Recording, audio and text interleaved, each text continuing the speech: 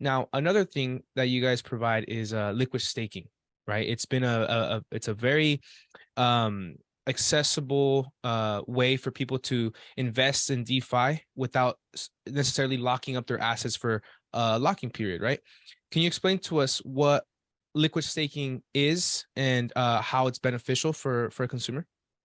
Yeah, sure. I'm gonna try not to get too excited here because like Go it's literally go this is crazy, one man. thing that I love. Yeah, yeah. So so let me just give you a bit of context on into liquid staking.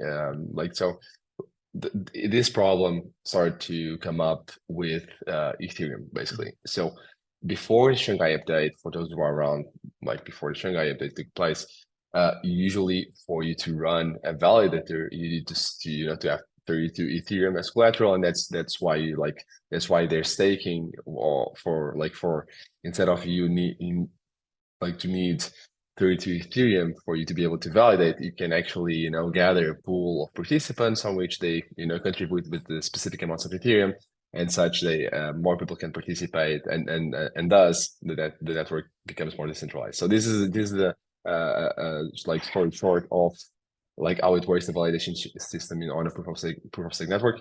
Um, but what happened was the Ethereum, since it was a beacon chain, they really like weren't allowing people to unstake the Ethereum, and this creates a problem of capital efficiency. So users will like only benefit the API that this token will like get them from the validation of the blocks. And the factor of they're not able to actually unstake their tokens actually Mhm. created a capital efficiency problem. So they were locked into that specific investment with that specific API, and there was a huge risk for them to actually contribute with these valuable tokens. Mhm. So like what came up in 2020? So basically, there was like a white paper made by Mara Schmidt from Alluvial and Colin Myers that is working in Opal Network right now, and he released a white paper called Internet Bonds. And that was the whole start that Ankr picked up. And in 2020, they actually, um, like released liquid staking towards the mass public, Mhm. and like from there, Lido actually Yeah. released a bit later. They're huge in Ethereum. I'm sorry, my puppy is Oh, like, you're good, man. He wants to be featured, man. It gets him yeah, excited as well. yeah.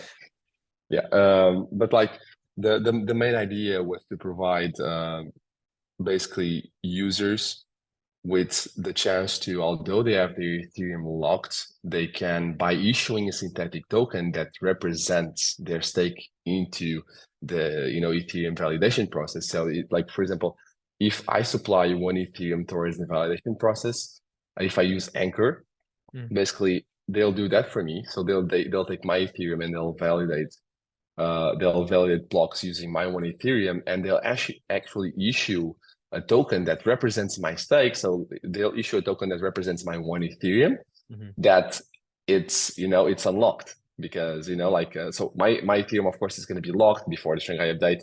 It's going to be locked and such because I need the flexibility. I want to get more APIs, more returns on top of my Ethereum. I'm going to get this synthetic token, this representative token that I can then use in other protocols to explore, further APIs, yield farming strategies, you Mhm. name it. So this is like the whole point of increasing capital efficiency Mhm. was, the main objective of actually doing liquid staking.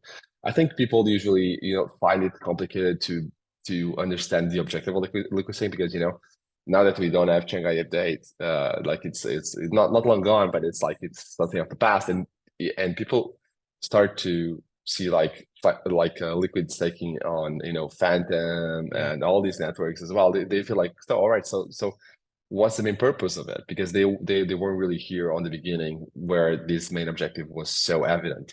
Yeah. Um, but it's and some of the main benefits is that regarding locking times, there's Mhm. no locking time right now. Even like so, there's a big problem. Like people say, oh, there's a locking time. There's still a locking time when you try to unstake a token. the epochs it take to unstake that token, that's a locking time. That's a time where the token is not, it's like it's being unlocked. It's not capital efficiency. It's not accruing rewards, Hmm. and it's, it's, you need that time. If like shifts on the market takes place, that's a dangerous time. Yeah. Like, so there's a risk, and there, as soon as there's a locking period, there's risk, and such. That's why, like, for example, we are starting to enable on more chains. We've started with one chain as of now, Mhm. with the flash and staking. That's something that, like, you can trace back to Marinade Finance from Solana. So flash and staking, what is flash and staking? So like, let me know if I'm getting too excited here. No, no, this is great because this is very important for people to understand. Because I think these are tools and services necessary for people to experience a DeFi space in the most efficient way possible. So no, go ahead.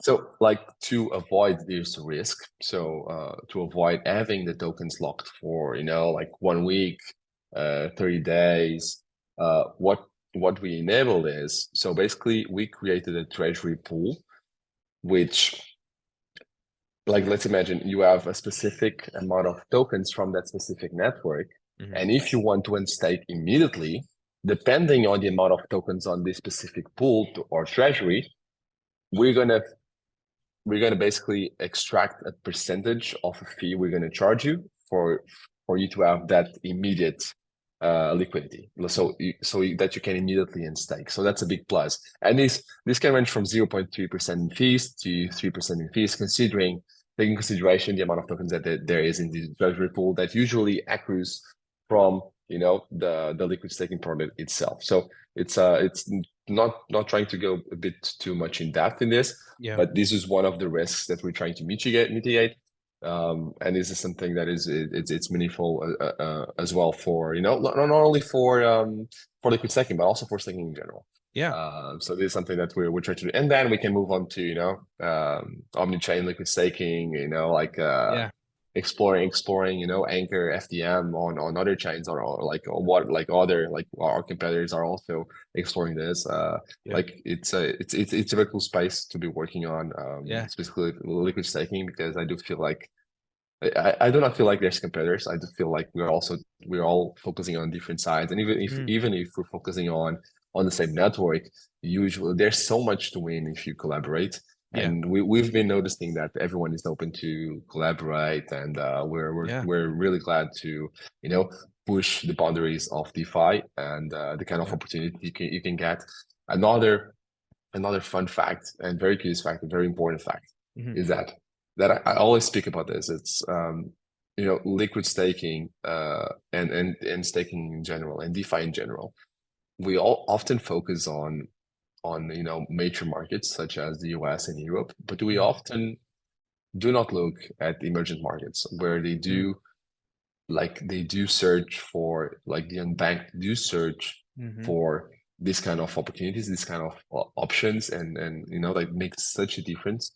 And, like, if you start to analyze the numbers, traffic coming, like, to your website, the kind of Hmm. users that you have and all that, you'll start to realize that the kind of, the learning curve Hmm. on these specific demographics and the specific geographical points in the world, Hmm. it's so much faster than in major markets, because, you know although most of these countries don't have as much access to technology as the rest, they have such much faster adaptation Hmm. towards this technology, towards learning, towards interacting with it, towards exploring options regarding DeFi, Hmm. towards, even like, they do not really need to interact with DeFi, by just having the chance to have dollars, for example, having the chance to, Yeah. stake those dollars, Hmm. Hmm. get a certain percentage of the API, being able to pay. And then that's what actually something that you also see is, like, the amount of payment solutions and the amount of opportunities that you get to spend your tokens in the real Yeah. life on their countries is quite good as well. So Yeah. I do think that we often forget to talk about, like, the difference that DeFi, not only liquid staking, but the difference that DeFi makes around the Yeah. world. Not only, like, when you're dealing with major markets, much more like, like, increasing the capital efficiency of a certain, like, the financial product. But I think it's much more interesting that if we're talking about mass adoption, Mhm. I think it would be much easier, much faster, and much more, much more rewarding Mhm. if we look at this market. Yeah. Um, and that's one thing we've been doing when like we've been trying to support, and that's one thing like that we also talk with our partners, our competitors to push Yeah. this forward. And I think it's a valuable objective to have in DeFi.